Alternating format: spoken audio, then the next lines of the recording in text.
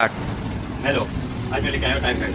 Typhoid से related मैं कुछ बात करना चाहता हूँ आपसे, क्योंकि आने वाला टाइम पे टाइफाइड का सोर्सेस ज़्यादा इंक्रीज होने को मिल रहा है, तो उसी से रिलेटेड मैं लेके आया हूँ। टाइफाइड क्या होता है? एक तरह की बीमारी होती है, डिजीज होती है, जो हमारे बॉडी के इंसेटाइनल पे इफेक्ट करती है, जो कि इंसेटाइनल मींस हमारी आंतों पे इफेक्ट करके उसको डिजीज में कन्वर्ट करती है। उससे रिलेटेड बताता हूँ। टाइफाइड डिजीज होने का मेन कारण क्या हो सकता है?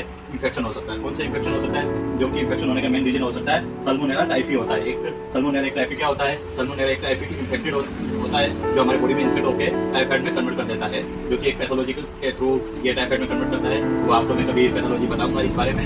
सेकंड, इसके इंक्यूबेशन पीरियड। इसका इंक्यूबेशन पीरियड मतलब बीमारी कितने दिन तक हमारी बॉडी में सर्वाइव करती है। मोस्टली ये 7 to 14 डेज तक हमारी बॉडी में सर्वाइव करता है। सेकंड, मोड ऑफ ट्रांसमिशन, मतलब किसके द्वारा ये फैलता है। फर्स्ट, फैलने का रूट होता है इसका फीको ओरल रूट हो सकता है, फैलने का कारण हो सकता है ओरल फीको रूट। सेकंड, फैलने का कारण हो सकता है यूरिन रूट हो सकता है, ये यूरिन के इन्फेक्शन की वजह से भी ये टाइफाइड फैल सकता है। तीसरा कारण हो सकता है सेक्सुअल एक्टिविटी, मतलब हमारे पास से किसी एक पर्सन को इन्फेक्टेड है और हम उससे सेक्सुअल एक्टिविटी कर लेते हैं, तो वो जो इन्फेक्शन होता है टाइफाइड का वो हमारे के अंदर इंडिविजुअल हो जाता है। तो ये एक दूसरे से फैलने वाली भी बीमारी हो सकती है, जैसे कम्युनिकेशन बीमारी भी बोलते हैं हम इसको। फिर आता है इसका साइन एंड सिम्पटम्स। हमारी बॉडी पे क्या लक्षण दिखते हैं? पहला लक्षण क्या दिखता है? पहला आता है फीवर, बुखार आना। बुखार के साथ में ब्रेडिकार्डिया होती है। ब्रेडिकार्डिया का मतलब हमारे शरीर में जो सांस लेने की जो शक्ति होती है वो धीरे धीरे कम होती जाती है। कार्डियक जो काम होता है ना, जो हार्ट का जो काम होता है वो थोड़ा स्लो हो जाता है। इस वजह से हमारे साथ में फीवर भी दिखता है। फिर साथ में क्या दिखता है? ये रोज स्पॉट, मतलब हमारे बॉडी पर हल्के हल्के छोटे छोटे स्पॉट टाइप कुछ चलते दिखते हैं। फिर और क्या सिम्टम्स हो सकते हैं और लक्षण दिखेगा हमारे बॉडी में? डायरिया,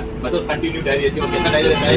एक वाटर फॉर्म में हमारे को बॉडी में डायरिया दिखता है, मतलब दस्त दिखता है। फिर क्या होता है? इसको डायग्नोस कैसे किया जाता है? हम बॉडी से आइडेंटिफाई कैसे करते हैं कि ये बॉडी में जो इन्फेक्शन है ये टाइफाइड का है या किसी और चीज का है। उसको डायग्नोस करने के लिए हम क्या करते हैं? पहला करते हैं हम फर्स्ट वीक के अंदर क्या करते हैं? फर्स्ट वीक में करते हैं ब्लड एग्जामिनेशन, मतलब उनकी जांच करते हैं। सेकंड वीक के अंदर दूसरे हफ्ते में क्या करते हैं? दूसरे हफ्ते में कंक्लूडेशन करते हैं, मींस विडाल का टेस्ट करते हैं। जो विडाल टेस्ट क्या होता है? एक टाइफाइड का कंफर्मेटरी डायग्नोस होता है, मतलब उसका कंफर्मेटरी ये टाइफाइड ही है उसका टेस्ट किससे आइडिया लगता है हमारे को? एक टाइफाइड टेस्ट के थ्रू। तीसरा क्या होता है? थर्ड वीक में हम क्या एग्जामिनेशन कर सकते हैं? थर्ड वीक के अंदर एग्जामिनेशन कर सकते हैं हम स्टूल का, मतलब आपका मल का एग्जामिनेशन के थ्रू भी हम पता कर सकते हैं कि ये टाइफाइड है हम बॉडी में।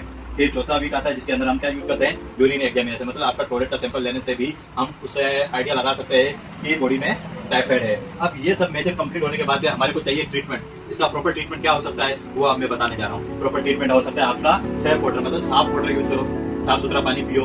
साथ में सैनिटरी जो भी यूज करते हो वो भी एकदम साफ सुथरा यूज करो। साथ में हम यूज क्या कर सकते हैं? डॉक्टर डिस्क्राइब करते हैं एंटीबायोटिक क्या यूज करते हैं? सेफ्ट्राजोन 1 ग्राम 1.5 ग्राम इंजेक्शन फॉर्म में भी आता है, वो हमारे को इंजेक्शन सजेस्ट डॉक्टर साहब करते हैं। उसके थ्रू हमारा ट्रीटमेंट चलता रहता है और ये 7 से 14 दिन के अंदर ये जो टाइफाइड फीवर होता है वो हमारी बॉडी से धीरे धीरे कम होता जाता है और हम नॉर्मल कैटेगरी में आ जाते हैं। Thank you.